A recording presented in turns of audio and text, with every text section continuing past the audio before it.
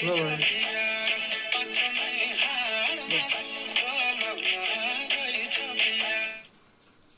Hello हजुर नमस्कार। एउटा अध्यक्ष ढोक दिए आहा निका छ त हजुर हजुर म एकदम ठिकै छु भन्नु पर्यो।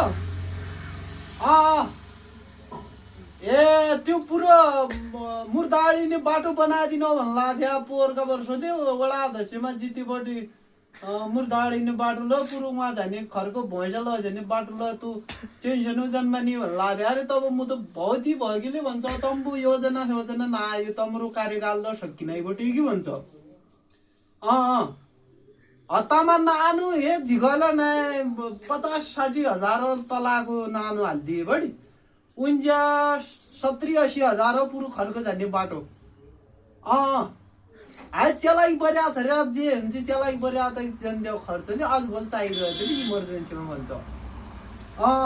थोडा मेरो यो नेट ल कम आल्ला भन्छ यो धके समस्या छ पाउनमा। हजुर हजुर ल ल मेयर साहबसित कोअर्डिनेट राम्रो भ्याबाट त हालिदिइहाल न थियो क्या। ल ठिक छ ब तिन मेयर साहबलाई तम कुरोकानी गरे होइन यो सिट हब्सले पुरो नवीनजी इस्यु भन्ला थियो भन्ने कुरोकानी गरिदिया नि त। ल अब ऊ उन्जा तति होली योजना योजना उन्जा बर पाछा तम मेयर सेयर जेमा उठ्छ तमलाई म अझ फुल सपोर्ट गर्नु ये कानुन जनक गणबाट सपोर्ट गर्दा अहिले ये छपाले जना छ मेरा थियो क्या। यो जनको मर्यादालाई म कसम खायो भन्ला रे हो तम क्या हात मानि।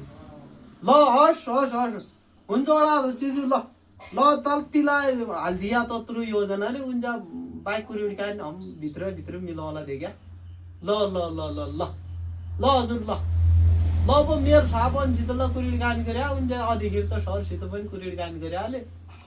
ल हस् हस् हस् ओके नमस्कार हजुर ल।